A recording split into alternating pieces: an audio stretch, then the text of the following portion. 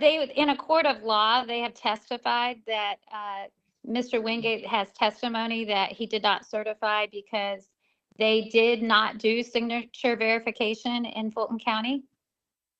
They decided not to follow the law and just approved every ballot without signature verification. I believe the way that the statute contemplates this dilemma being resolved is the provision in 493 that they certify the results justly without regard to any fraud or error. In other words, they certify a result they know is correct. They exclude results that they cannot truly and honestly certify are correct. I think that's what the statute contemplates. And I would emphasize 21-2-70 in the code that the superintendent or the board they're advised, they're given the authority and the duty to inspect systematically and thoroughly the conduct of the primaries and the elections. Board Member Gazal, the statutory structure for the role of election superintendents to tabulate, compute, canvass, and certify the returns implies discretion at virtually every level. And so it would be, I think, an error of legal analysis to focus on just one parenthetical phrase in subsection I to conclude that there's no discretion. I mean, after all, the boards are expected to vote on whether they certify, and the fact that they're expected to vote necessarily implies that they're exercising discretion. So there's an antecedent duty to come up with the correct number and then certify it. And if they find a discrepancy, they're to report it out. The hypothetical that you posed, we have to follow the statute on that. And the statute says they shall certify the returns justly to the best of their ability. And if they're not able to do that because of a discrepancy, then they're to report that to the district attorney and post their returns, and then it goes from there. But post-certification remedies are an inadequate substitute for the antecedent duty to get the numbers correct in the first place. Hearing no further discussion, we will now have a vote. I will call it each individual member by seniority. Member Gazal, how do you vote? Nay. Member Johnson, how do you vote? Aye. Member Jeffries, how do you vote? Aye. Member Jeffries votes aye. Member King, how do you vote? Aye. The chair will exercise his right to vote and will vote nay. The motion carries 3-2.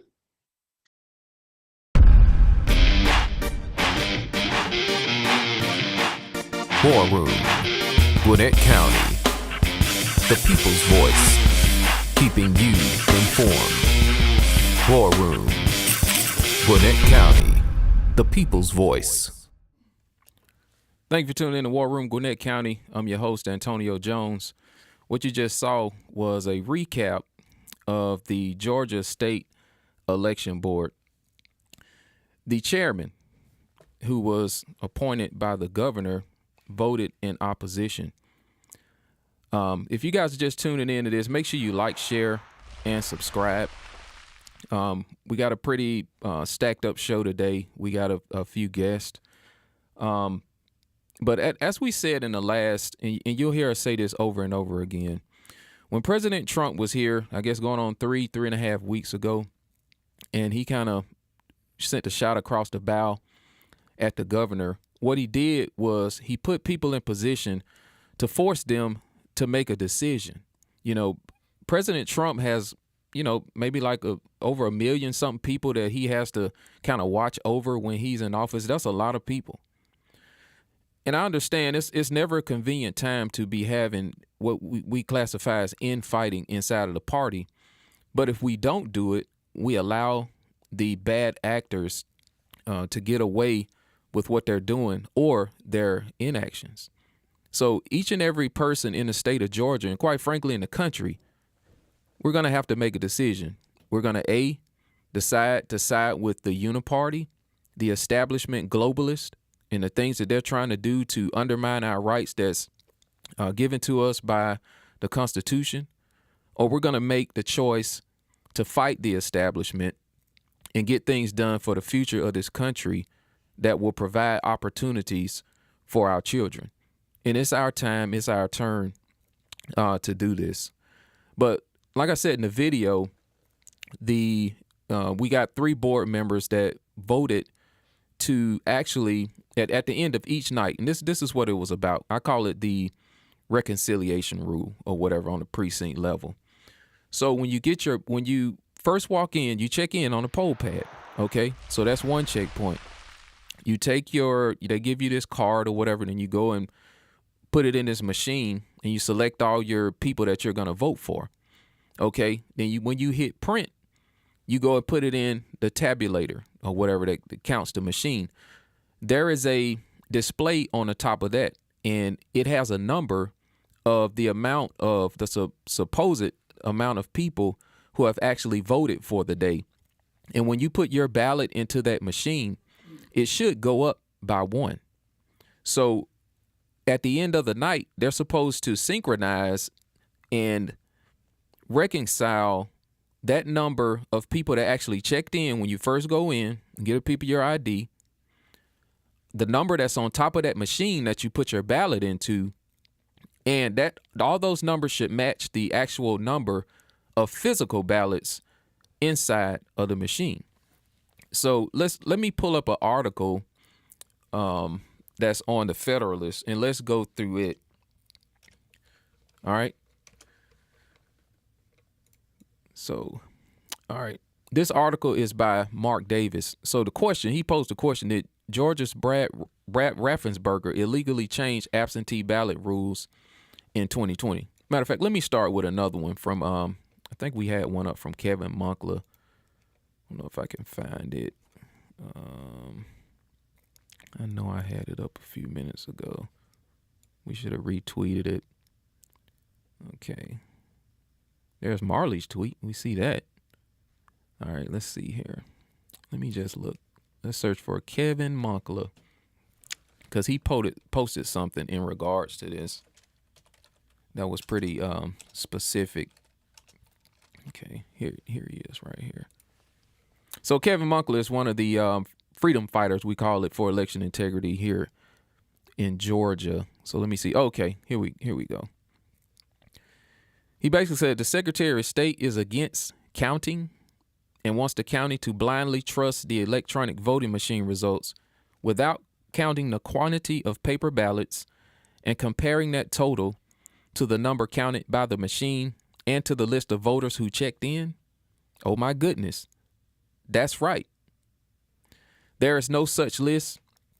The Secretary of State is opposed to reconciliation that CISA and Dominion actually even recommended.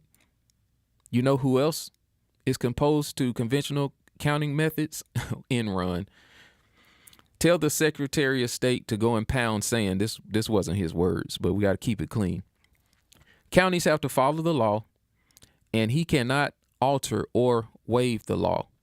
It's a constitutional thing. So there are some bad actors in my view, in our view, in the state of Georgia, that's what it appears to be against doing the small things for election integrity. We hadn't saw a lot coming out of the governor's office, definitely a lot coming from the Secretary of State. The Attorney General said that he would prosecute and go after, election crimes and fraud and everything like that. But it seems like since he's backpedaled. So these are all Republican representation. And again, if you don't like what President Trump said about Kemp, 3 weeks ago, then you don't have to look no further than what we just showed you right here. There is a reason that is going on. And we have to make a decision to clean up our elections. So let's go through the other article here by Mark Davis, and his article is on the Federalist. And did Georgia's Brad Raffensperger illegally change absentee ballot rules in 2020? This is his question. And this article is from August 21st, which is today. So let's go through a little bit of this. The people who call the 2020 election the quote, most secure, unquote, in history have spent the past several years slandering as election deniers anyone who questions the election administration. But others remain frustrated by the many last-minute changes to election laws and processes that occurred shortly before that presidential election contest. Changes that in some cases may have been illegal. I think he's referring to the consent decree between Stacey Abrams and the governor. When the Constitution is very clear about who decides the manner in which elections occur, and that is the state legislature. But thank goodness for the few brave souls who are trying to at least combat some of these vulnerabilities with getting rules passed at the state election board. In Georgia, the state election board unanimously adopted a rule change in May 2020, citing COVID-19. It allowed the counties to open and scan absentee ballots up to 3 weeks before the November 2020 general election and several other elections in the 2020 election cycle. Brian Kemp had declared a public health state of emergency on March 13th in 2020 and called for a special session of the General Assembly to ratify this action through joint resolution, which the legislature approved. Then, in a move that remains controversial, Secretary of State Raffensperger announced on March 24th of 2020 that he would be mailing absentee ballots request forms to every Georgia voter, a number he placed at 6.9 million. So the governor can call a special session to get this done, but with all the cyber attacks and everything like that concerned with voter rolls, we can't call the legislature back into session to move this thing to hand-marked paper ballots and eliminate the threat of these machines.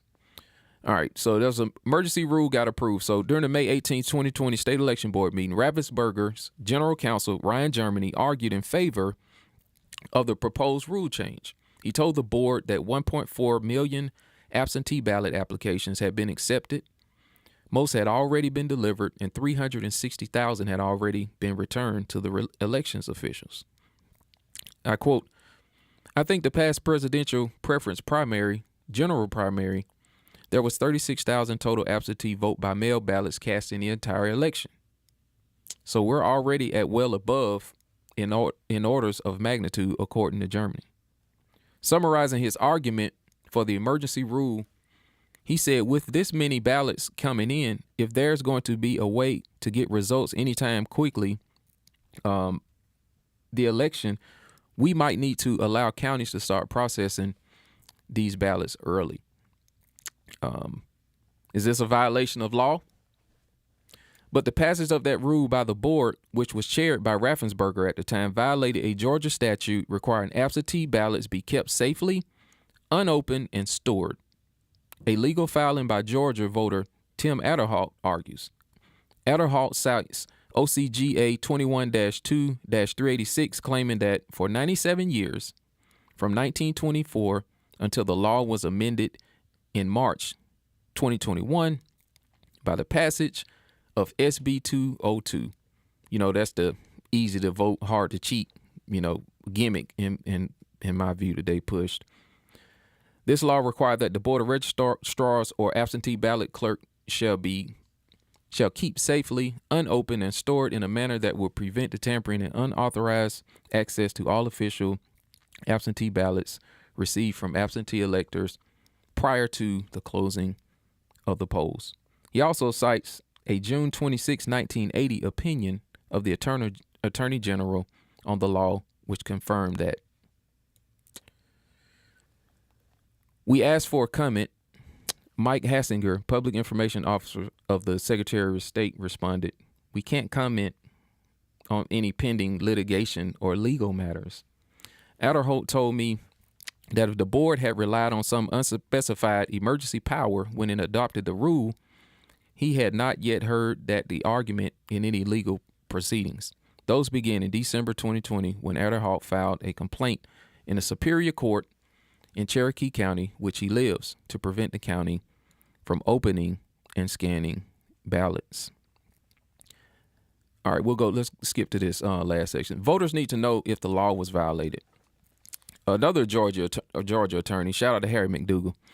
Harry McDougal says the emergency powers given to Kemp in the name of COVID did not extend to the Secretary of State or the state election board, and that as a basic matter of administration law, regulations may not contradict the statutes under which they are promulgated. The rulemaking authority granted by OCGA 21-2-31 requires that the rules be consistent with the law. The regulation for early opening and scanning of absentee ballots was plainly contrary to the state statute governing the handling of absentee ballots and therefore clearly unlawful. So basically, of course, everybody knows that COVID was the instrument for a lot of election law violations, but a lot of other law violations. But we're speaking about elections right now. And that's the drop boxes, all the chain of custody violations and things like that happen. And it seems that, how can we trust, the illegal opening of the ballots, and this just puts everything in an opportunity for fraud, because the machines themselves are vulnerable. If people are not following the election law, then what's the chances that they'll follow the laws subsequent to those things? The governors clearly, violate the law back then with the consent decree that violate the constitutional law. And it's just like violation after violation after violation. And for our leadership, some of the guys in our leadership to go against this rule change for reconciliation just seems a bit suspect to us. But you guys stick around. We're going to go ahead and get our guest in here right after this break. Accelerate your business goals and brand presence on the World Wide Web by logging on to SafewayHost.store to purchase domain names, web hosting, email hosting, SSL, and more. We have 24/7 customer service and support available to our clients. Get started today so you can achieve your business goals by increasing your web presence. Log on to SafewayHost.store today. That's SafewayHost.store.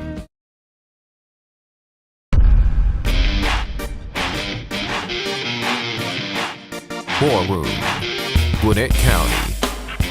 The people's voice, keeping you informed. War Room, Gwinnett County. The people's voice. All right. Thank you guys for sticking around. Make sure you like, share, and subscribe. We're going to be hammering away as much as we can, getting people in here who are versed in their field as far as election integrity.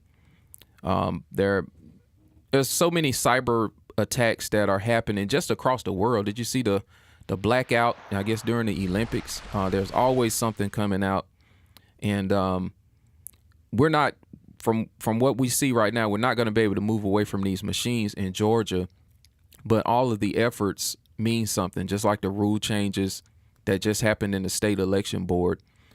Thank you to those people who have put in countless hours, who have brought data, all the attorneys and everybody that's participated. So right now, we're going to bring in a guest, and that's Marley Hornik, and she has a organization called United Sovereign Americans. So welcome to the War Room, Marley. Thank you. Thanks, Antonio. It's great to be here. All right, so we see that you guys are kind of dug in on the voter roll situation across a number of states. Before we get into that, can you tell people a little bit about yourself and the organization that you have? Yeah, United Sovereign Americans is an all-volunteer organization that's been working since really August of 2023 to come up with a national way to discuss the issues that we're having in elections everywhere. It can't just be a Maricopa issue or a Fulton County issue or a Delaware issue or a Wisconsin issue. Really, it's a national issue. And we debride our own concerns when we allow them to be fractured into pieces and argue each piece separately. So that's really what United Sovereign Americans is about. And it's true that we focus on auditing voter registration lists, the statewide voter registration list, but we do it in a holistic manner so that instead of just coming up with some concerns about potentially invalid or illegal registration records, we're also tracking their voting histories, and we're tracking reconciliation, which I heard you speak about of an election, which is a critical part of the process, can't be overlooked. And then looking at, well, what's the error rate? You know, how are we doing basically? What's our scorecard in terms of actual performance nationally on election validity, which is a different idea than election integrity.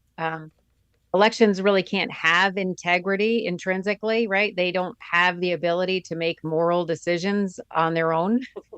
Humans have to do that. And so what we're concerned about is, did the election meet the requirements and standards set by US Congress to uphold our fundamental civil right to choose our representatives? So that's a little introduction to United Sovereign Americans. We just have just extraordinary, determined, dedicated volunteers, like so many of the great people in Georgia who've been working tirelessly for decades, including some of the folks you mentioned: Joe Rossi, Kevin Moncla, David Cross, Brian Pritchard, and I'm thinking of one. Oh, Yes, whenever you start naming names, you always Garland. I'm thinking of leave Garland. somebody off. Yeah, Garland favorito. And Mark That's too. You one. were reading Mark's article. I mean, just people who have made such an incredible difference to our country over their tireless efforts. So the information that did you examine like 2020, or is this just stuff that you've pulled in like in the last year or so? Where's the information that you're working on in data? What is it based off? We actually took a really unique approach, because what we wanted to do was take an actual measurement, not just discuss. I mean, I think we've done that. We've gone over and over what kinds of anomalies there are, what the problems are, that they're numerous. We wanted to take a measurement. And one of the reasons it's important to take a measurement is that there's a law about how much error is tolerated in a federal election in order for that election to be considered reliable. And the law wasn't set by United Sovereign Americans, it was set by Congress. So that makes it necessary. So we wanted to take an accurate measurement. What really is the outcome of all of this uncertainty? And so we measured the 2022 midterm, because that's the most recent federal election, obviously, in our country. And so we took all of our measurements and ran all of our audits and queries on the 2022 voter registration and participation histories. And so that's how we're able to, because we focused on a date in time, we were able to, and so, if you paint a broad brush, you can come up with lots and lots of examples, but you can never get an answer. Hey, what's the percent here? What's the bottom line, right? What's our bottom line here in terms of what's the actual performance, capacity of this system? Because if it doesn't meet the standards the system is supposed to have, then why are we using it? Right. So what we'll get into some of the lawsuits and things that you filed in a few minutes.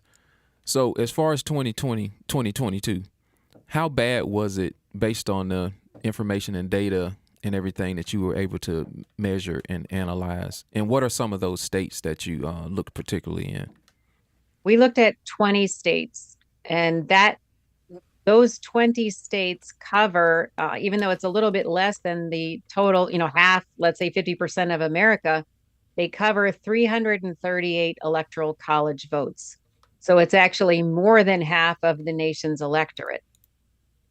And in those 20 states, we found at the time those elections were administered and certified, there were 29 million invalid or illegal registration records in the databases. Meanwhile, Congress has a requirement. It's necessary for reliable election to have an accurate and current voter list.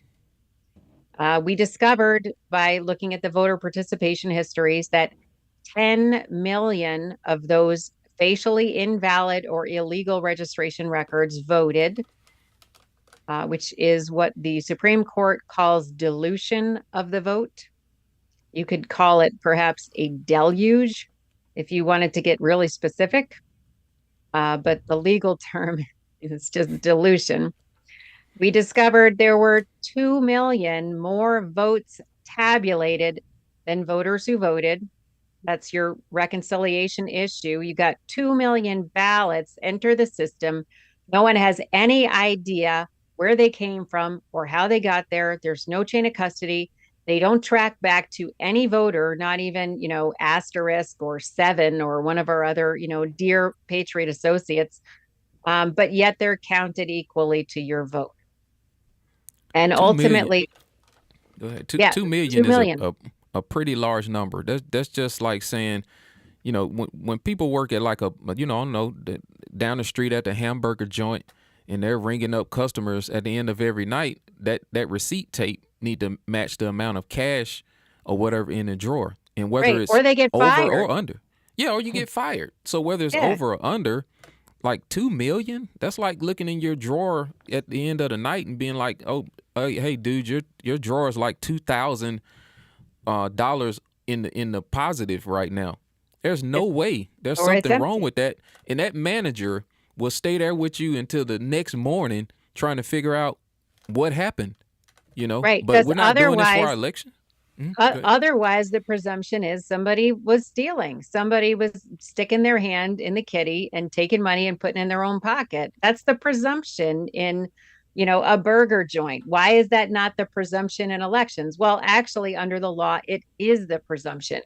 And the United States Department of Justice has a guidebook for U.S. attorneys called Federal Prosecution of Election Offenses. I mean, it just couldn't be any clearer that people cheat in elections and you have to prevent it. And, they talk about this. The presumption when there is evidence, meaningful evidence to suggest that there may have been fraud, it may have taken place, and election fraud is defined by the DOJ as corruption of the voter registration lists, the votes and ballots themselves, or certifying false counts. That's So it what would be so it would be the job. you presume it was a problem. So that book was basically written for people like in our state that we would consider like Chris Carr and the people that prosecute election fraud. Is that correct? Correct. It seems like there's not a lot of appetite, even with all the information. I'm just saying across the board, across all the swing states. It's like they don't want to investigate it. No, they And, don't. And they were elected by this system. It's interesting because when you go back to the primary documents at the time of the American founding, there is so much discussion about the issue of elections. Who is going to be able to administer elections? Who's going to be able to determine the law regarding the elections? And the reason there's so much debate and discussion and deliberation about this is because it's the third sentence of the United States Constitution. The people shall choose their representatives. And if you don't have that operating correctly, you may not have America. And the founders, they worked for like decades deliberating over how you make a system that balances and links and balances liberty and ambition, right? We have a commercial republic. We want everybody to be brilliant. We want people to be great. We want them to be creative and ingenious and express that into our country for the benefit of themselves personally and everyone. That's beautiful. But it has to be tied to liberty. It has to be tied to the law. And when that yoke is gone and they're just going wherever they want, it's like you take that ambition and instead of people looking for honor, they start looking for privilege. They start looking for what's in it for me. And we're having this horrific, struggle right now in our country where it's obvious that many people who should be responsive to these concerns and should be responsible, should be prosecuting these issues or at least investigating them sincerely. They just won't. Yeah. Like you said, they just won't. Yeah, and it's almost like a default implication because it's like the next question is, if you won't do anything about it, the next question is why? Then the next question is after that is, are you benefiting from this? And I mean, you just laid it out. I mean, it's his third line of sentence or whatever in the Constitution. And it's because this is how the people maintain power, by the representatives that are closest to them, that, you know, because this America was a beautiful place. So naturally, people are going to want to control it, you know, just like the state of Georgia. You know, it's been beautiful for a long time, but it's on the fringe right now. And I believe this is a uniparty in Georgia, and this is my perspective, and they want to maintain power. They don't really care about the people and representing them, you know, and letting their voices and everything like that be heard. Because if it was, it's like, well, come on in here. Let us show you guys, because you're all crazy running around here talking about, hey, this election was stolen. This person's illegitimate.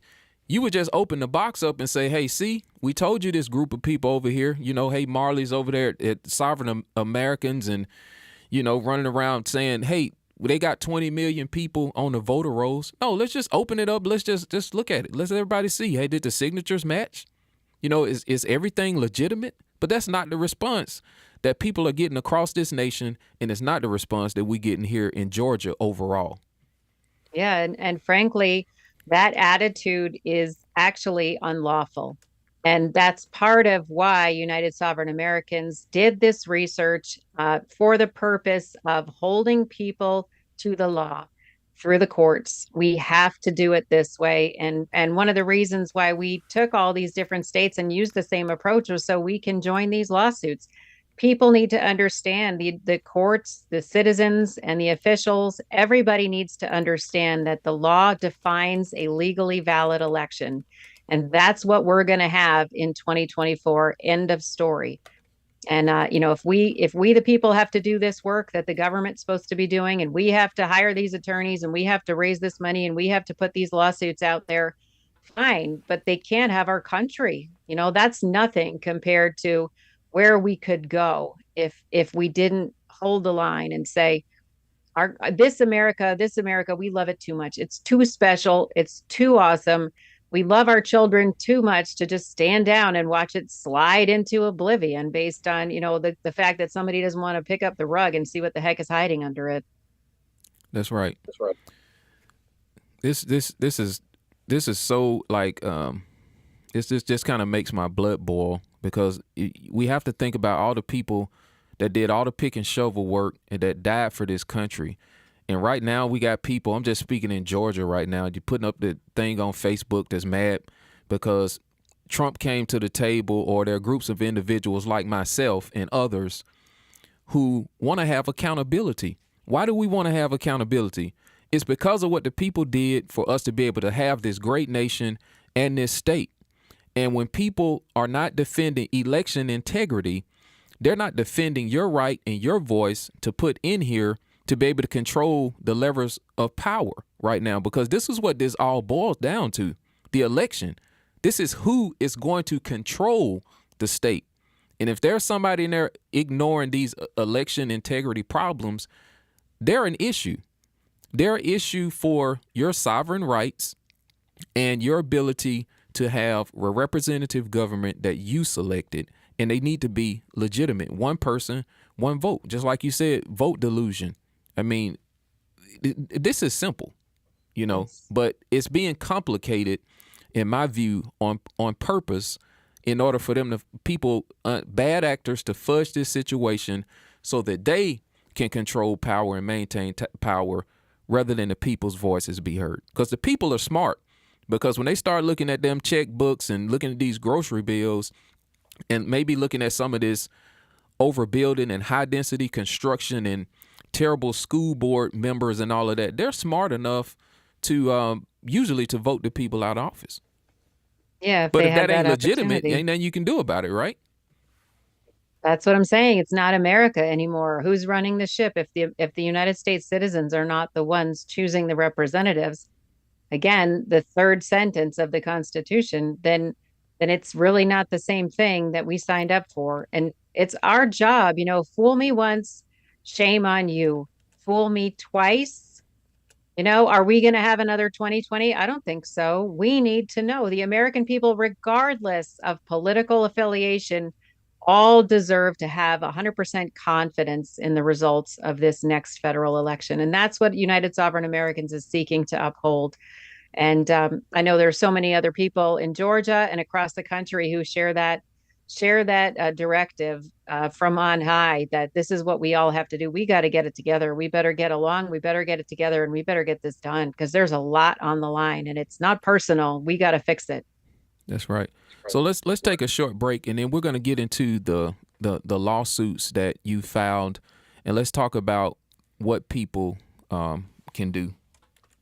Accelerate your business goals and brand presence on the World Wide Web by logging on to safewayhost.store to purchase domain names, web hosting, email hosting, SSL, and more. We have 24/7 customer service and support available to our clients. Get started today so you can achieve your business goals by increasing your web presence. Log on to safewayhost.store today. That's safewayhost.store.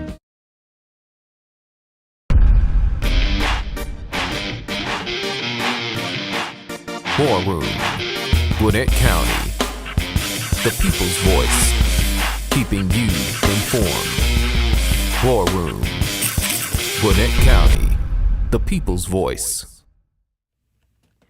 Thank you guys for sticking around. Make sure you like, share, and subscribe to this podcast. And let me do something real quick. All right, FAM USA. FAM USA is a manufacturing facility that makes athletic uniforms, performance wear, and children's apparel. These are all USA-made products. Some of the products they produce are uniforms for baseball, basketball, football, cheerleading, lacrosse, and volleyball. They work with a lot of high schools, middle schools, and recreational sports departments. It's a great fit for teams that are on a budget with a short turnaround. The average production is just 3 weeks. They work with brands that are looking to reshore their apparel production. They've been in business for 32 years, and they are located in Snellville. That's FAM USA. That's 2110 Fountain Square, Snellville, Georgia. That's 2110 Fountain Square, Snellville, Georgia. And that phone number is 770-982-9913. 770-982-9913. That's 770-982-9913. All right, guys. There's an apparent problem with our elections. I mean, if you look on X and just all through social media, people don't have a lot of confidence. But we do have time. Everybody needs to get out and vote. But more than that, they need to get involved, and they need to support organizations like the one that Marley is a part of, which is United Sovereign Americans. All right, so Marley, accountability.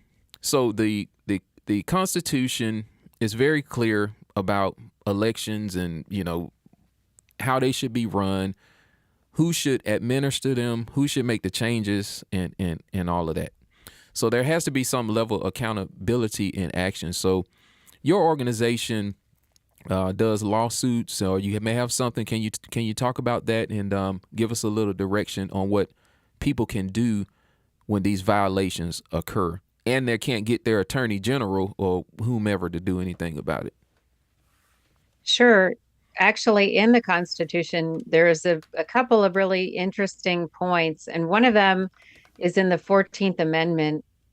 Now, the 14th Amendment was ratified immediately following the Civil War, and one of the reasons it was ratified was obviously to protect Black Americans who were newly minted citizens. And of course, at that time, there was a significant population who was not happy about that. And so they passed the 14th Amendment to make sure that everyone was clear and on the same page, that Americans, regardless of any superficial qualities, were going to be protected equally under the law. There's a second concern in the 14th Amendment in Section 2 that was raised. And this goes back again to the original founding discussions at the time the Constitution was ratified. James Madison, in particular, was very concerned about the possibility if states had total control over federal elections, then states fundamentally could deny fair elections or deny an election at all and take down the federal government that way. And so they passed the second section of the 14th Amendment to prevent against rogue states.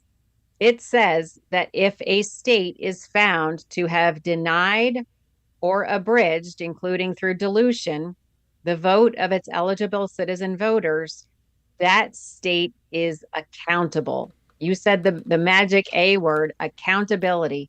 It says that state actually loses federal apportionment in proportion to the number of citizens whose vote was injured, whose vote was denied or diluted. Now, when you have a circumstance like in Georgia's 2022 midterm, they had 34,000 more votes counted than they had voters who voted, right? There's so many other things we know about Georgia, but let's just take that one little fact for a minute, pull it apart. You have 34,000 ballots enter the system with no tracking back to any voter whatsoever. That's 34,000 counts of felony election fraud, according to the US DOJ. What voter in Georgia was not injured? So this is very, very serious regarding accountability. And the way that the United Sovereign Americans litigation strategy works is like this. The first thing we do is we put out one final olive branch. It says, officials, we realize you inherited a junk system. And so if what you want to do right now is clean it up before 2024 and come into compliance, we'll help you. And that's what we're asking the courts to do. We're asking the courts to order the state to comply. And so, we're not just asking, because we've been asking for 4 years, right? In Georgia, Garland's been asking for 12 years or something already, and they just don't care. So well, actually, I think like 17, but go ahead. Right. Yeah. I get my about numbers. The machine, even the machines not being constitutional. But go ahead. Right. Exactly. So the point is we have to use the courts to try to force them. If they will not comply, the citizens are not without remedy. And this is critical to understand. The United Sovereign Americans litigation strategy ends with one of two things. It ends with total compliance or total accountability. That's how we know we've done our job.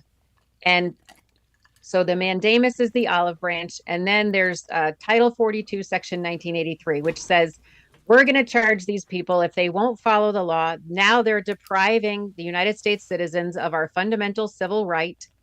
And we're going to charge them with deprivation of civil rights acting under color of law. Now, fascinatingly, Title 1983 was passed as law at the same time as they had all these troubles with elections last, which was 1871. The 1868 presidential election, was a train wreck in America. And actually, there were 3 states. They tried to block those 3 states from even submitting their electoral college votes. They were so corrupt. So this isn't the first time we've gone through a major election upheaval. And what the states did, what the federal government did, this was when Congress said, look, here's the law, here's the deal. We're coming down with the hammer. You follow the law, or you are charged with these civil rights deprivations. And that's still on the books. That's still our right, you see. If they won't give us a fundamentally constitutionally reliable election, and they won't show us the receipts and prove what they say, they're accountable. What is this? Is the election denier story is like almost 4 years old now, that somehow it's our job to prove to the state that the state erred. No, it's the state's job to prove to us that they didn't err. And there are serious mechanisms to hold them personally accountable, to sanction the states in their apportionment. Apportionment is congressional representation, electoral college votes, and federal funds. That's what apportionment means. This is a big deal. And we've read all this. We've read the law. Our top tier attorney was President Trump's winning counsel in the second impeachment trial, and he was the former acting attorney general of the Commonwealth of Pennsylvania. This is not just like, something, let's throw it at the wall and see if it sticks. This is real, people. This is James Madison's litigation strategy. So when Ken Paxton sued after 2020, But again, I'm kind of answering my own question. He sued because the rights of his voters had been infringed on, like diluted. Why in the world did the Supreme Court not do the right thing?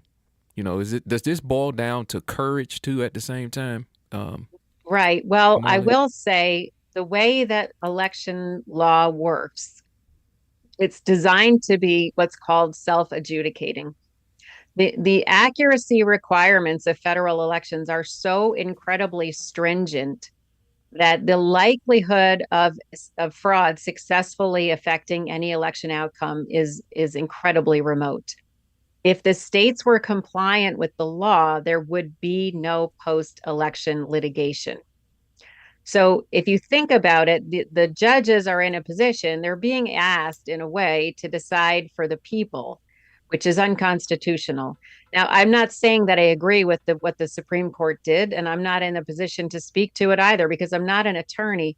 I'm a homeschool mom who took this on because I love my country.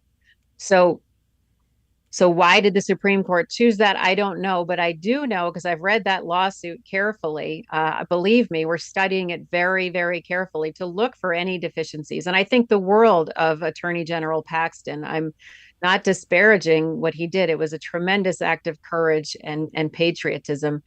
There were some legal deficiencies in his approach, and he was fundamentally arguing about the outcome more than he was arguing about process. And Bush v. Gore taught us that when you argue about process, if you can get the process repaired, now you can trust in the outcome. And in Bush v. Gore, what happened was when they fixed the process, the outcome flipped. They didn't go in there challenging the outcome. They said, the way that these ballots are being counted doesn't look like the same way that the law says they're supposed to be counted. And the judge agreed and said, wow, you're right. So they had to go back and recount them all, and boom, now we have a new president. It's just like that. Got it. So process is key in the obeying of the law, and that's what makes it self-adjudicating. That's exactly. Yeah, the election of actually in 1888, the Supreme Court ruled, and this is still considered good law, and it's cited multiple times in the 2017 version of the Federal Prosecution of Election Offenses. It literally says, when an election official varies from the law, that's fraud. Election fraud is nothing like securities fraud or tax fraud or anything else where you have to prove intent. The law says if an election official who has the responsibility on their shoulders for continuity of governance, for the integrity of not only our elections but our representation, right? The faith and trust in our government, which you were talking about, people have, largely abandoned. Nobody believes in our government anymore. And also, harmony and domestic tranquility. How do you get all these political factions to work together at the table and get good outcomes for America? It's because the election officials followed the law. And everyone can trust the outcome. And if you're not happy with the outcome, you got to work your tail off and do a better job next time and get more people to understand your position or fix your position if it's just not all that popular. But when the election officials don't follow the law, all of that goes out the window. And that's what we've been experiencing. Literally, that's really what we've been experiencing for 4 years. And we have to stop it. It's hurting our children. It's hurting our future. It's hurting the meaning of America. That's and, right. If we love this country, we have to take this on. It's like, wow, it's a big pile, but what are you going to do? Get your shovel. That's right. And that's why this all boils back down to integrity and what people have pledged their allegiance to. And I don't want to keep going back to President Trump versus this person or whatever. But it's like the term rhino. If the founders, they were smart in creating the Constitution as it is. They knew they had to tie it to something greater than us, which was God. Our rights was given to us by him. But if we have people that don't have integrity, then the process of just rolling the next person in there without integrity, that keeps being a part of the process too. Then the system will never self-adjudicate because all this goes back down to people having integrity as well. Yep, it's the law. The law is the king in America. That's what Thomas Paine said before the American founding, and it's still true today. The law is the king. If people don't follow the law and we don't hold people to the law, then you get this nightmare scenario where everybody's just in it for themselves. They just think, wow, I could do whatever I want and I won't be held accountable. And you and we wouldn't take advantage of that, but we see that some people will because they're doing it right in front of our faces. That's right. So we got another let's take one quick break. I know you got to run. You got something else, and then we're gonna get Mike in here with us and get him involved in the conversation with us too. Back in a minute. Accelerate your business goals and brand presence on the World Wide Web by logging on to SafewayHost.store to purchase domain names, web hosting, email hosting, SSL, and more. We have 24/7 customer service and support available to our clients. Get started today so you can achieve your business goals by increasing your web presence. Log on to SafewayHost.store today. That's SafewayHost.store. War Room, Gwinnett County, the people's voice, keeping you informed. War Room, Gwinnett County, the people's voice. All right, guys, we are back. Make sure you like, share, and subscribe. Like this video. Let's help boost it up in the algorithm. We have some great guests on here today. I am learning a ton right now of information, and make sure you share this video because before 2020 I was kind of like, hey, maybe you guys were way more dug in, but the guests that we try to bring on here, they're versed in the areas that they're working in. They put a lot of time. There's a lot of sacrifice that goes into the process of getting the information, going through it, vetting it, and all of that. So I just want to thank everybody that's ever come on the show, and the guests that we have definitely on here today. So Marley, you're in New York, right? Is that where you're at right now? Okay, that's correct. I live in New York. Okay, so you're in New York, but your organization expands all over, and you have different representatives in the area, IT specialists, and everything like that. So in here in studio with me, we have Mike Nixon, who's a part of the organization. So Mike, welcome to the War Room, and can you tell people a little bit about you and what you do and some of your credentials and everything like that? Well, thanks, Antonio. You're phenomenal, and you're like so many of us. Once you start hearing it, you don't unhear it, and you keep learning. And I started like you in 2020. I was like, what's going on? And so my background is in IT. And as I was learning things through David Cross, who was on the voter GA calls, which I got on early because I knew that was where information was. David was teaching things, I was learning, and then Kevin Monclaw was teaching us. Jason Frazier is another one that doesn't get enough credit sometimes, and Joe Rossi, and Garland, of course. There's so many people. Anyway, it just had a big effect. So I was digging into things on my own on the IT side of things, and I don't know if so many people have heard of Draza Smith. And Draza was doing PID controller analysis because that's her engineering background. So I was kind of focused on the machine side of the world. But as I learned more and more, and from people in Georgia, I got to see the bigger picture. And so much of what's been accomplished with the SEB, et cetera, is for these folks that have just been doing this for so long.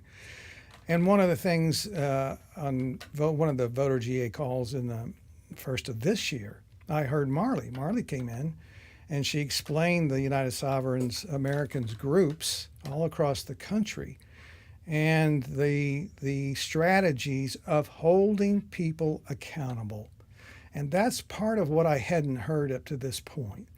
And I've always tried to figure out what's my place in this.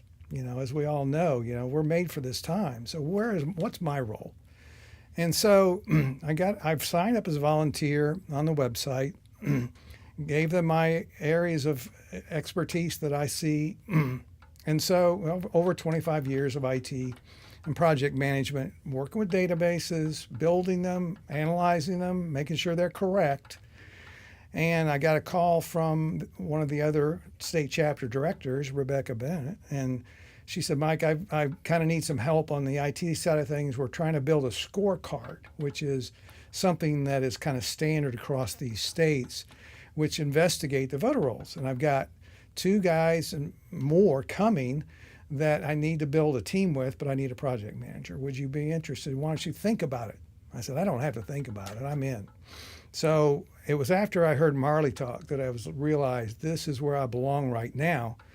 And sure enough, I'm glad I'm retired because I don't have time for much anything else. But thanks to Marley. But she works us all. Wait, so both of us laughed at the same time because we both understand that language. We were just talking about that with your wife when you guys first got here. It's an amazing amount of time to put in to do our civic duty. That's why you guys deserve a lot of credit and kudos for what you put in. Well, when you see people like David Cross, B.K. Pritchard, these people are heroes and they are nonstop. I go to bed at night feeling guilty that I haven't done enough, But the team that we've built here in Georgia, they're phenomenal. We have over 90 years of IT expertise. And these are people that have the expertise in databases. And they're people who've been digging into the state's voter rolls and voter histories for years. And they have been asking for solutions, fix this, and they get nowhere. Jason Frazier was sending me reports for Coweta County that I could take to my local county elections director. Here's registrations of people who were born in 1900. I don't think so. And asking them to fix it, and the responses that was consistent, and people consistently get this in all kinds of places. Forsyth is a great example. That's not our job. Secretary of States give us this information. Well, when you hear the Secretary of State talk about whose job it is, they're pointing in the other direction. So there's a lot of people not taking responsibility for this and not being held accountable. So let's talk about voter rolls because I know that's a big thing. The accountability definitely with what you do, Marley, and everything. So let's talk about the voter rolls and how you actually interface and what you actually do with the organization in conjunction with what Marley does. Well, part of what the national group, and this is we the people of the sovereign states, have set up these teams. It's not Marley pushing it down. These are people organically coming together as patriots in their states, and they are diving into these voter rolls. Now, I talk about our expertise in Georgia. There's over 700 years of experience in IT across this country in the 25 states chapters. So these are people with PhDs. They're professors. These guys know what they're doing.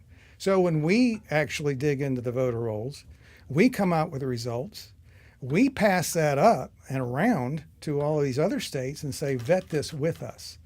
So they have vetted what we have found. And so the details of what we found are pretty astounding, like they are in all these states. So let's talk about a little bit of that. How bad is Georgia, Marley? I don't know if that's a bad question. I don't know how encouraging that question sounds just now. Well, I think we ended up with the Georgia scorecard has about 500,000 facially invalid registrations sitting right there, ready to vote. And a facially invalid registration means that's a technical term that means it looks like garbage. You can tell it's garbage because it's obvious. So these are the people, like Mike said, registered to vote or born on January 1st, 1900, registered to vote before they were born, registered to vote after they voted already. You guys know about all this in Georgia. You've been looking at this for years.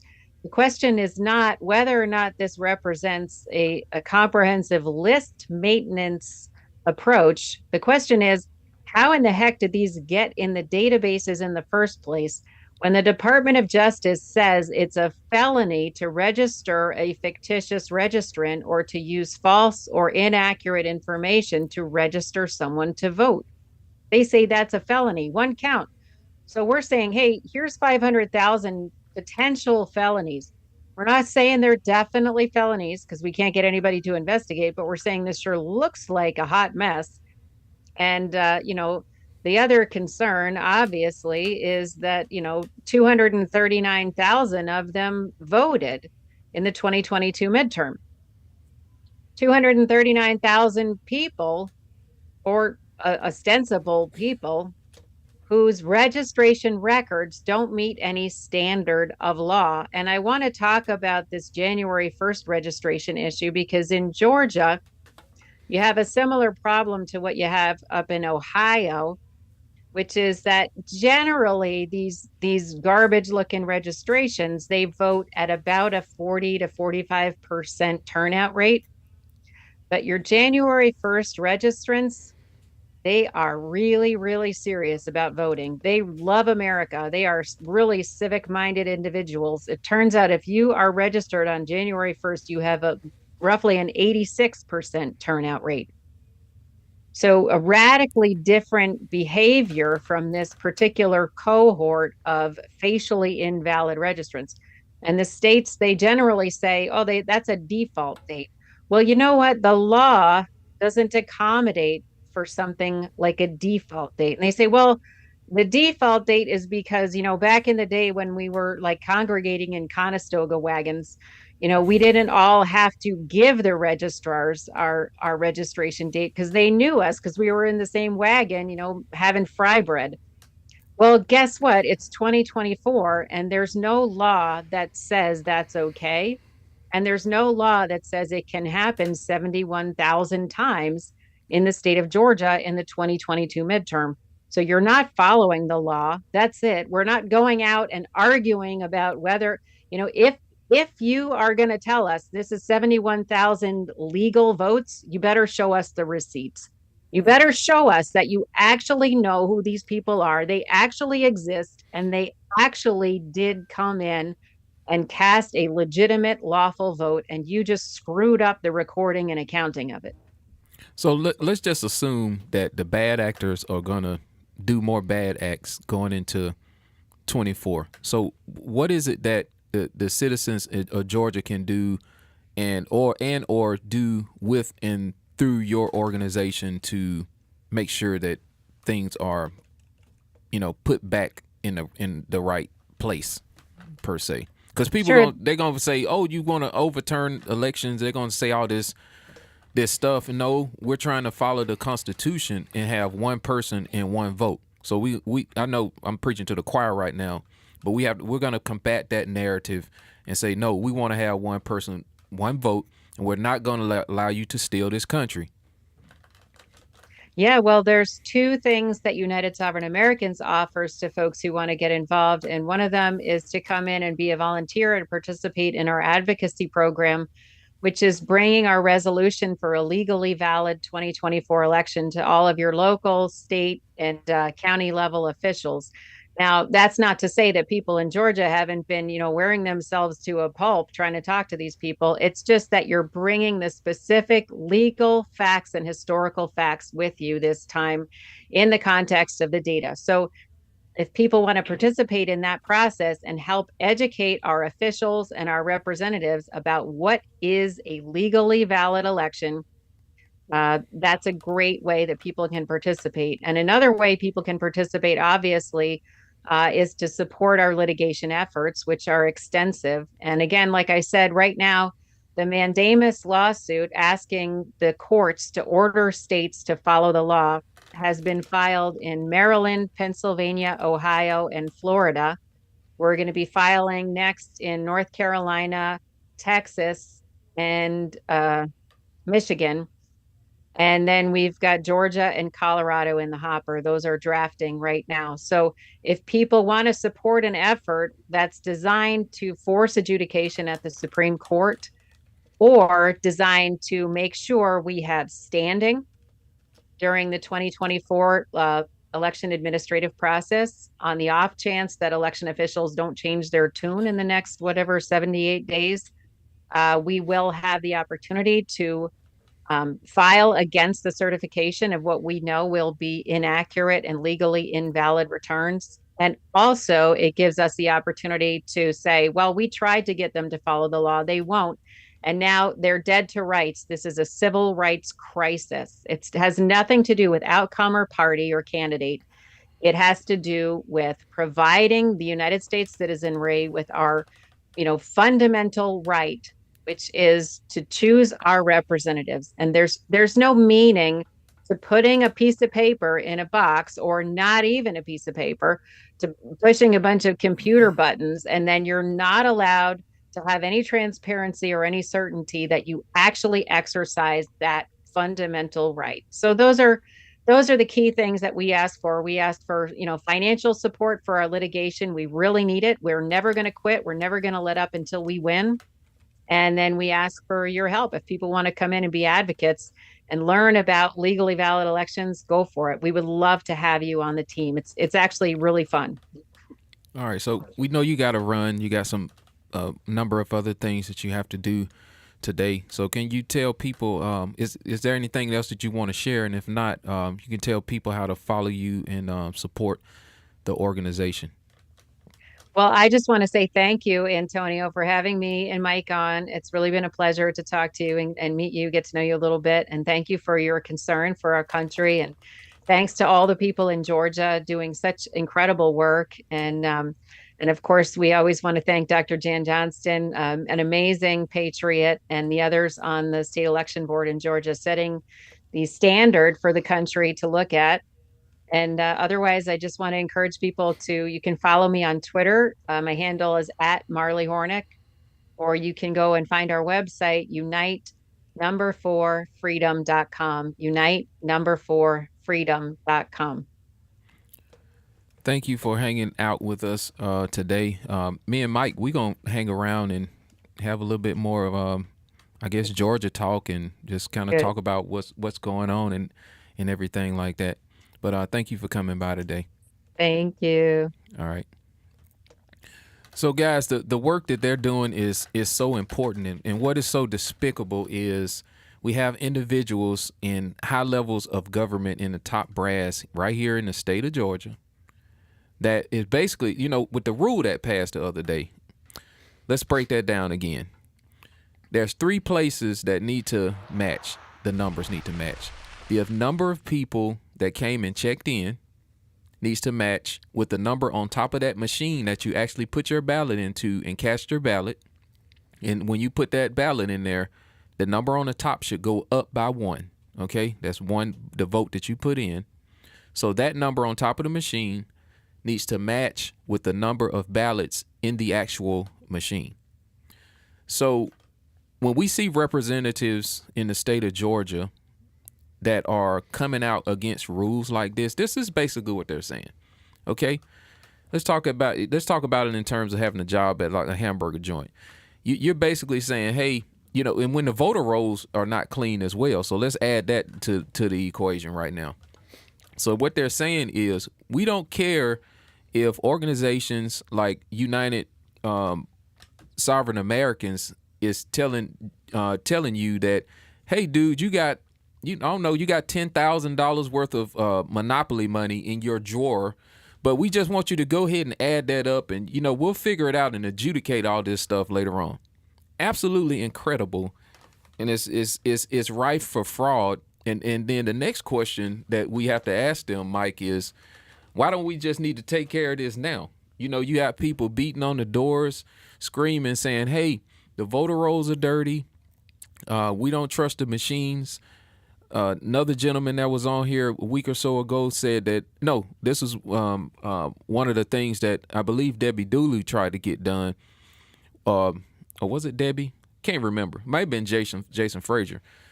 But anyway, they were trying to get an update done to the machine. I think this was Debbie.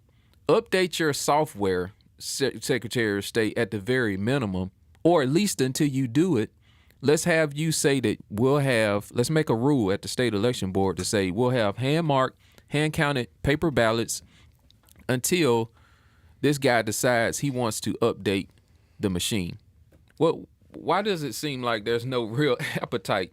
You know, I know it's appetite amongst the people that are fighting for election integrity. So I never want to take anything from all the efforts that real people are trying to do. Well, it's really frustrating because who can understand the why? The answer to it. It's incomprehensible why somebody would not want to do that. And you talked about the upgrade that somebody had mentioned. I believe we're 7 software iterations behind in the Dominion system and 5 years. Now, anybody owns a PC, would you let your PC go 6 months without any new files to protect your machine or your security that's built into the software? No, you wouldn't do that.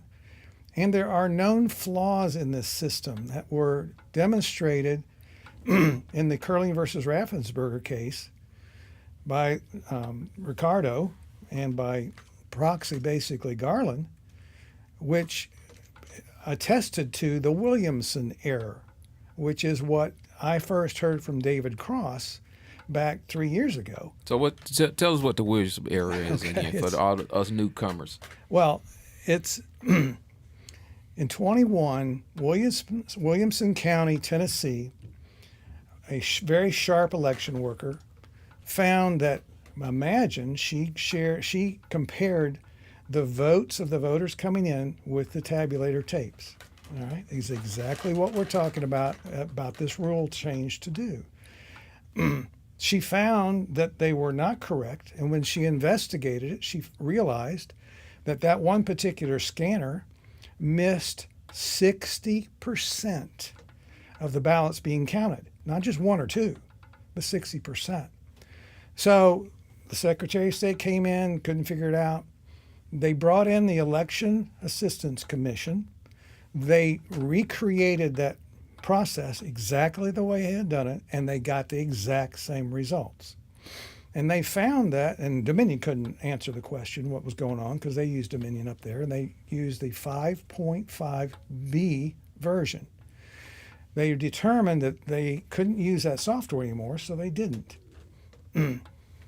They went to the newer version of software, which apparently fixed it. Georgia has never moved beyond where we are. Now, we are in 5.5A. I've been pushing my particular county commission and my elections director, pay attention to this Williamson error, but they don't want to. This last week, though, I finally got a response because I've been copying the county commissioners. I've been telling them this for 1.5 years in front of them. There is this problem. Let's count the ballots at least. We would rather count the votes on the ballots, the printed part, because nobody trusts the QR codes. They are illegal. Let's count this. Well, they still ignored that. The elections director, in a response to me this time, reached out to the Secretary of State. They quoted Dominion's response to the Williamson error. Well, it's probably this, and most likely it is this particular part of the process that's causing that. Okay? Now, let me ask a question. Has there ever been an official poll that you know of if the people really wanted to move to hand-counted, hand-marked paper ballots? Or has it just always been a group and made to look like it's just a group of people who, want this out of, maybe the majority? Because I've never, has this ever come up to say, let's really ask the people what they really want? No, I don't. I have not seen anything like that. I know there has been a Rasmussen poll. Too many people do say they trust the machine counts, but an equally or greater number don't.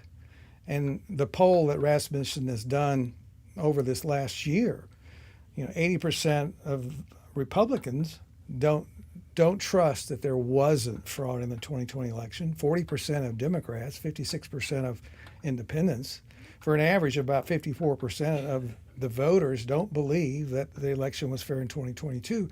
And that same percentage say it's not going to be in 2024. That to me is the most concerning polling. The people do not have any faith in this. And so, Does this boil down to basic chain of custody? Because it's my theory is, unless we were willing to deploy, because we get into all this, people should go to the polls and be poll watchers and poll workers. I agree with all that. But is it a lot above this person's level of understanding once it goes? We would have to deploy a cyber person or a computer kind of IT expert at every single polling location. Not only that, but that actually has access, because once stuff goes into a machine or to the digital realm, you're not watching it anymore. It's virtually impossible to watch at that point. Once it goes on that card in seclusion, that's difficult again. And I'm not saying something that's happened in between, but I just think that we're not really living in a reality of being able to watch it. Just think about your bank account for a minute. You go, you take cash to the bank, okay, and you put the money in the ATM. So it counts, hey, Mr. Nixon, he put in $5 bills, so that's $25. He put in two $100 bills, so that's what, $255, right? So the fact that the machine knows what you put in there, that's like our cast vote record or whatever, but at any point in time, you can go and pull up your account and look at it kind of at will. I don't know how much latitude a poll worker has to know. I'm glad they got the rule passed. At least they can count how many people came in. So that's a step towards at least having a real valid point of argument. Because I don't think before this rule passed that we would have had that. right, and I think Garland was the one that implemented that rule or suggested it. Yeah, and I think Sally Grubbs and a few other people kind of David, they kind of Yeah, and I don't want to say who was, but the team, there was a team effort in all of people, this. yeah. But back to the Williamson error, I think that was one of Garland's main focuses of why this rule is important. Yeah. Do we have a problem in Georgia? We don't know because nobody's done this. But back to your bank account issue or parallel, as Marley said, we've almost got 250,000 votes, apparent voter violations that we've identified, and our data team here in Georgia has given SOS's records. This isn't our data, just our analysis, that we say these are apparent voter violations. What if your bank account had a 6% error rate every month? Would that be acceptable to you? I've lost 6% of my money. I guess I'll just forget about that. No. The goal in that scenario is zero. That we don't want to have, and the bank don't want to have any errors. So that's why I'm appalled that some of the people in these leadership positions that's not trying to get that number down to zero. The goal is to have zero ineligible people on the voter list. Right. And so when Marley, she talks about the law, I've learned so much law just by being in this group for this short amount of time. So the Help America Voter Act of 2002, what does it say about the allowable amount of error? It says 1 in every 125,000 ballots can be in error. Now, in Georgia, we had an election in 2022. There were 4 million votes roughly. That works out to we could have had 32 ballots in error. But we find that we are saying we've got 239,000. That's 7,600 times the allowable error rate in Georgia. That somebody's got to look at that. That's a that's a federal election law, violation. And it's a violation against our civil rights. Yeah. Now, you jump to what's in the machines. Again, I started from the machine side of this discovery.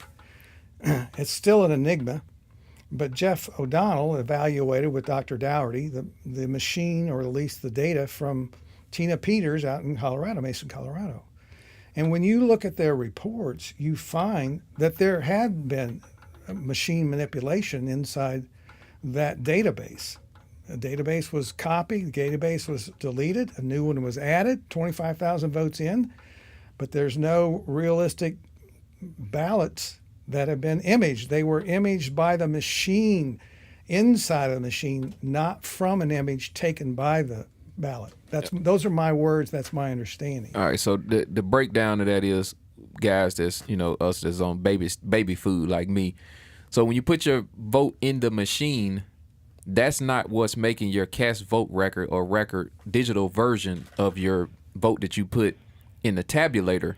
So the actual computer system is outside of that, and it was making the image rather than the tabulation machine? Is that what you're saying? In this particular case, the way I understand it, and I'm getting out over my skis, but what Jeff documented was that the ballots do get put in and imaged.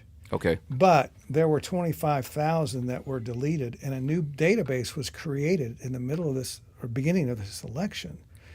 Those 25,000 ballots were brought back in somehow electronically with different timestamps and by the machine.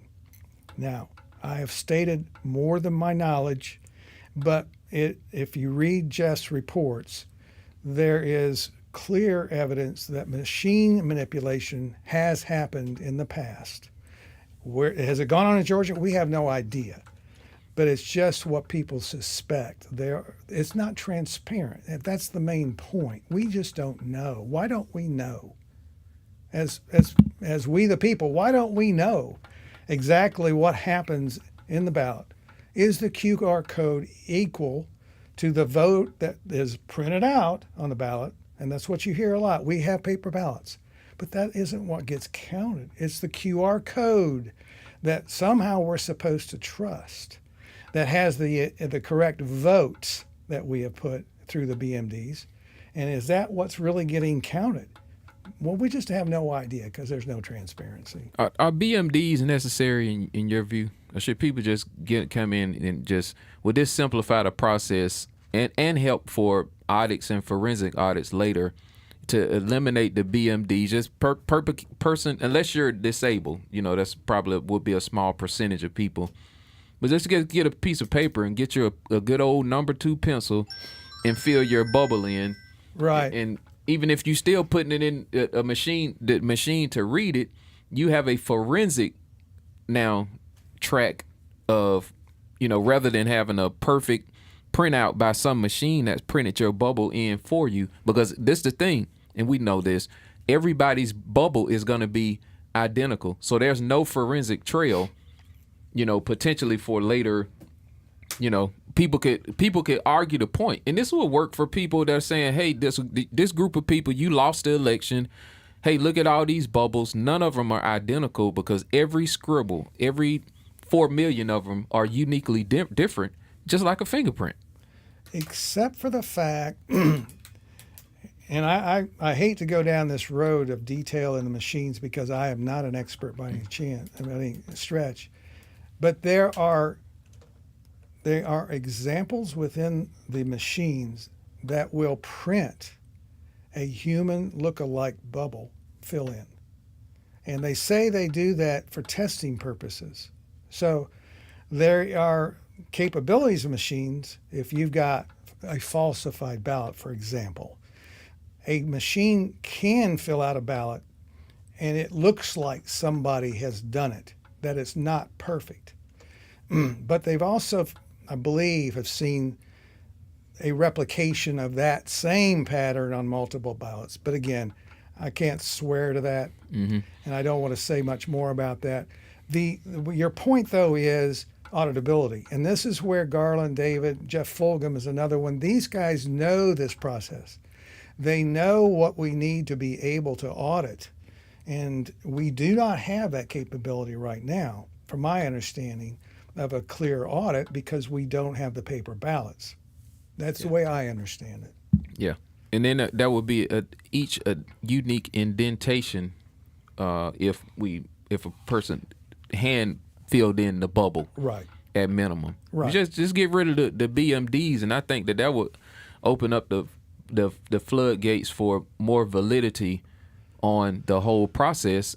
And to the people that's watching this that might think that the election integrity people are a bunch of quacks and kooks sitting around trying to find something to do because they've retired now, or ain't got like me, like, when I get off work, I'm just looking for something to get into and start a fight on Facebook or something.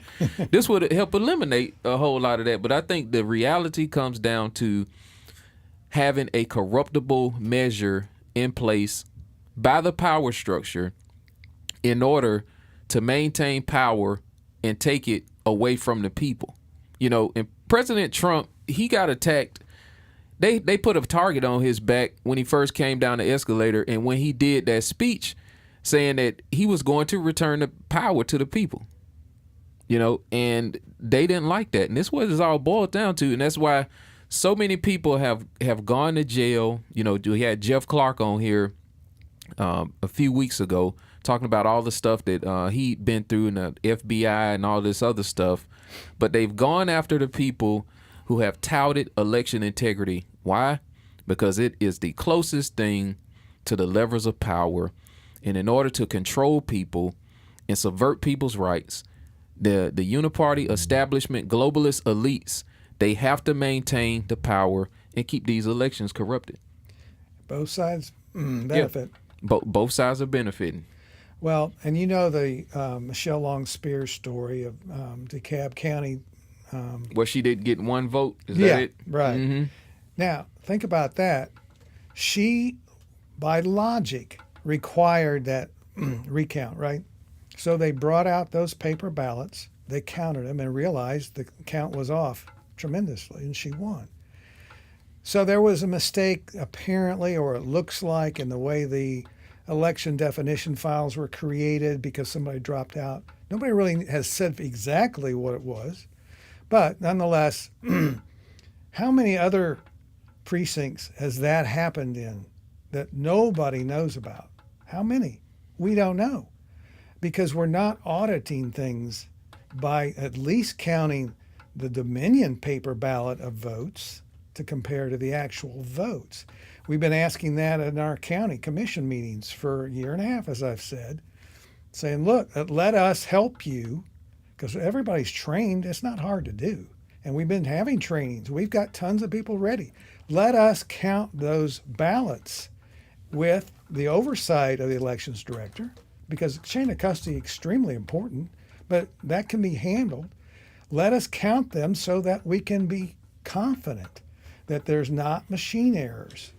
So wait, when they say, yeah, we're gonna give you a audit or some risk limiting audit, is that could that be classified as a joke in your mind, or how not just a risk limiting audit, but how can we audit these things properly? Are you? It doesn't look like they can be, unless we get rid of this BMD. I think that would definitely open the door, just in my opinion, for us to be able to better audit this situation, even if they wanted a machine to count it or whatever the case may be. And then you can still, have people watch the machine and everything else, the custody from that point all the way up to the Secretary of State. No problem. It's like, have we gotten that inadequate to where we need a machine to fill a bubble in for us? And I understand too, when we have all of these, what they call it, jungle elections or whatever, or you got all these bubbles to fill out. But hey, let's just sit down and fill them out. I mean, are we gonna do that? Are we gonna trade in convenience for lack of security?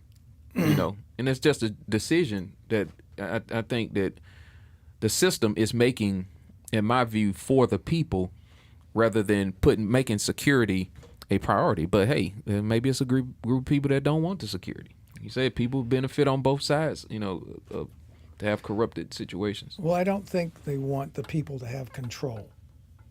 This is a centralized system dictated by the Secretary of State. And the counties are afraid to do anything on their own because they're threatened with lawsuits. I mean, why would the State Secretary of State require them to do one thing one particular way? One is convenience for the state, but another part is the control of it. If your citizenry isn't satisfied that it is transparent, then give them the transparency within the county. That's part of the law to do that. But the attorneys for the counties they don't want to go out on any limbs either. So they're not advising the county commissioners that way as well. You mentioned the risk limiting audit and how to best audit. Now, like I've said so many times today, I'm not the expert in this, but there's plenty of patriots in Georgia who've been fighting for correct audits. What I advise anybody to do is read the summation arguments of the Curling versus Raffensperger trial that finished up, I think, in the first part of February. Where can people find that? It's on the Federalist Papers. That's where I found it. Okay. I don't know exactly beyond that. When you get the links for that, we'll put that in the description so Absolutely. people can find it. Now, people freak out that it's so many pages, but in these transcriptions, they're very narrow pages. They're double spaced. They're not hard to read, and it doesn't take long. But one of the experts that had been called in that trial, and it's reiterated in the summation by the plaintiff's defense, he, as I understand it, created the risk limiting audit process and protocol.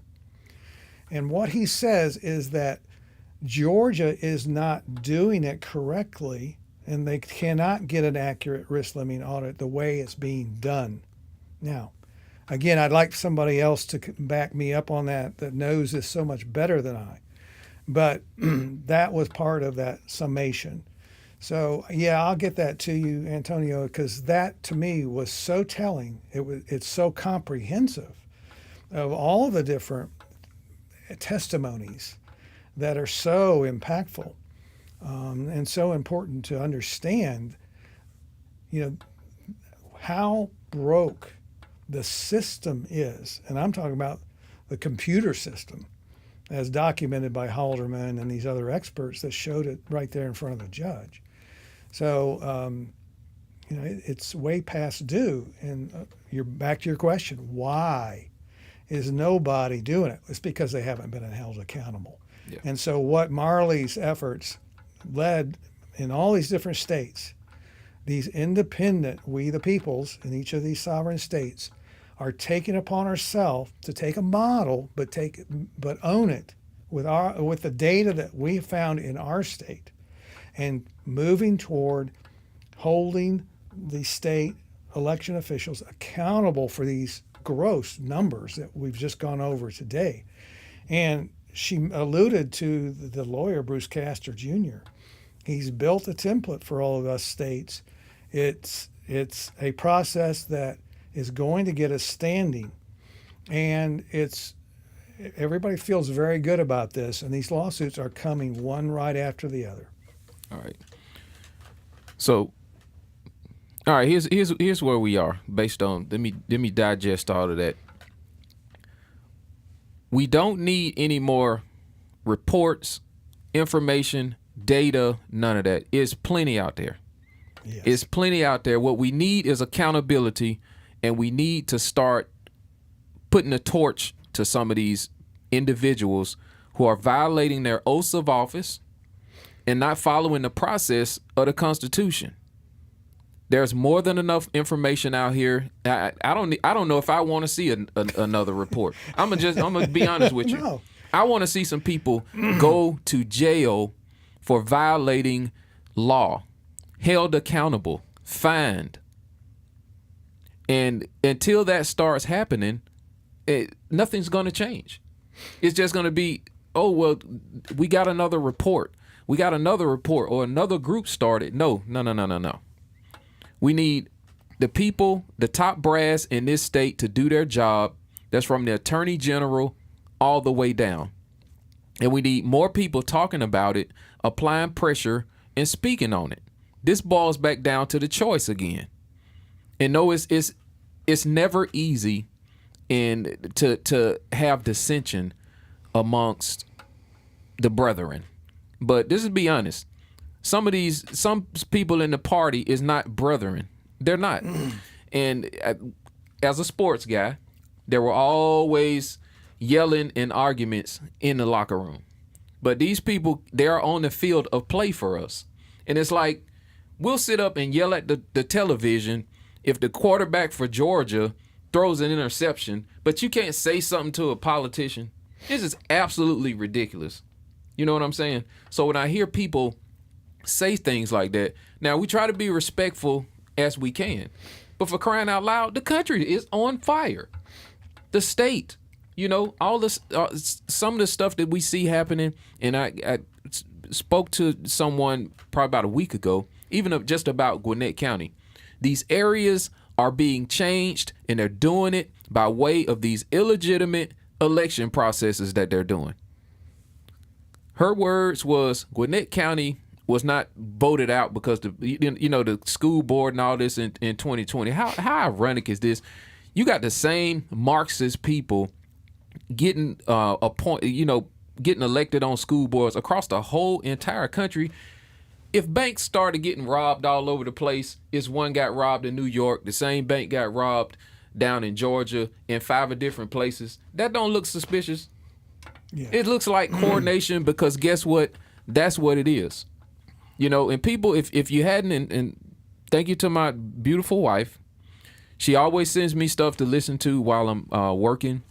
And I had heard a number of things about Marxism, Karl Marx, but she sent me a video by a gentleman out of Birmingham by the name of Larry Taunton, and he just kind of went, through the whole thing and how Marxism and socialism is the opposite and a combatant to Christianity. He broke it all down and talked about how it's actually thievery. But see, the thievery starts with stealing your vote. You know what I'm saying? Oh, yeah. To change, because the average person is not going to wake up, and there's nothing wrong with being a good Samaritan. We are to help others, but to be obligated to take the money that you worked and retired for and pay taxes for some bum sitting down the street on the couch who's able-bodied to work. And the government's telling you need to, you see how none of this stuff makes sense? And I know I'm getting off on a tangent, but this is what all this stuff boils down is to the thievery of our rights, our opportunity, our wealth in our country. That's what all this stuff boils down to. And that's why elections, contests are so hot.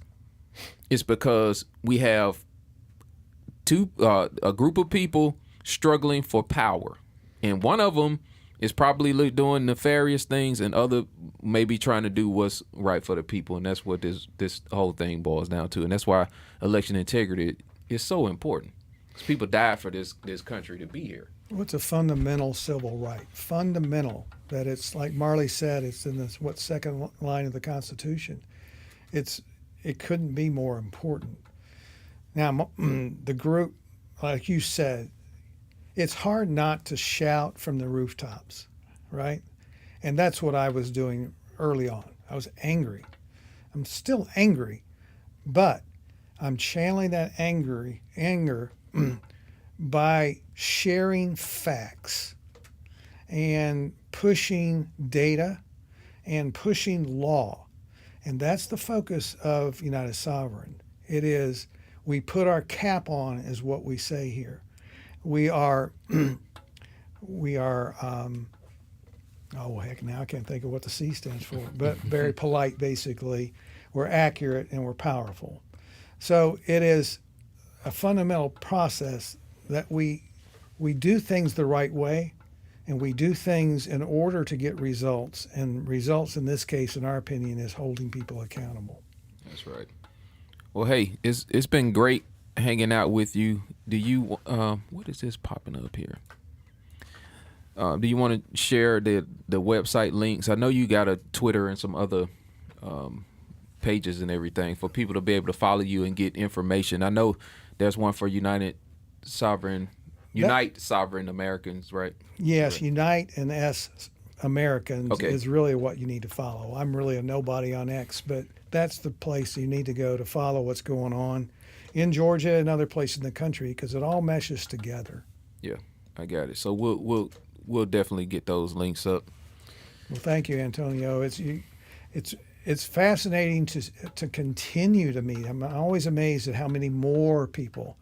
You'd think you'd run into everybody by now. Oh yeah. But there's just so many more people doing this work. You had Bob Coover on. Oh yeah, I had Bob. And I never knew a Bob, but he's doing great things. And oh man, so that so information Bob shared was quite interesting. Right. So it's just, I really appreciate you having the commitment that you do. Well, my job is not that difficult. It's not really at all. I mean, you guys are, getting the data and everything like that. I show up, I put signs in the ground, for people and try to keep up with everything. But this is a fascinating time, isn't it? It is. What a time to be alive. What a time to be alive. To win, lose, or draw, we win in the end anyway. But just on this planet, to be able to say, you fought for your country and put it all on the line and did everything that you can do within in your capacity. So I'm excited. I really am. I am too. And how many people that you've met who've woken up would ever want to go back to sleep? Nobody. Yeah. Nobody wants to unsee what they've seen, and nobody wants to stop until we get this right. That's right. It's definitely our time. All right, so I'm gonna get ready to close the show out. So I appreciate you hanging out, and pleasure meeting your wife and everything like that. And really getting to know a little bit. I know it's a deep story. I only got to know you just a little bit, and I hope to continue to get to know you more. Oh yeah, let's do it.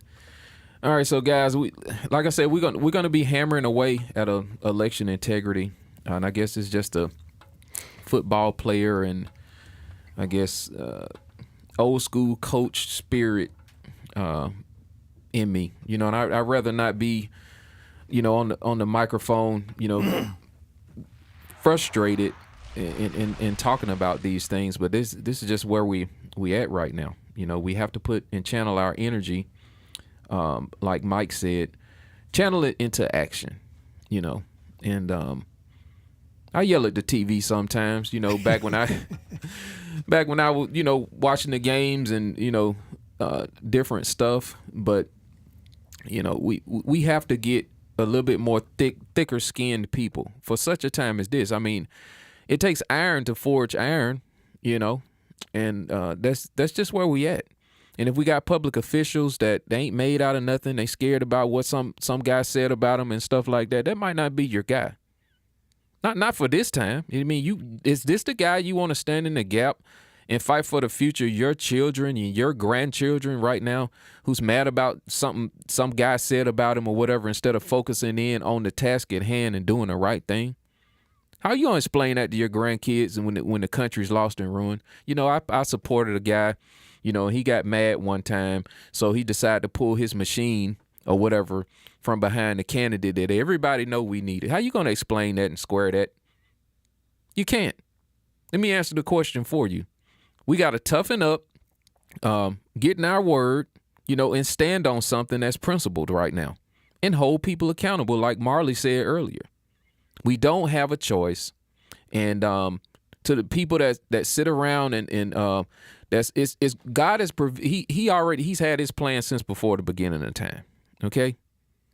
And I'm blessed that we'll be raptured away together. But there's no provision in that word that tells you to sit around and talk about how these things are supposed to, all these things are going to happen. No, you need to get off your hiney and get involved, have some guts, do the right thing, and support organizations like the ones that Marley and Mike work for. You have a charge, you have a duty, and especially men. What we see right now going on, we need to take that on our backs and carry the torch right now for the future generations. Make sure you guys like, share, and subscribe. Tell somebody about the War Room. We'll see you guys on the next one.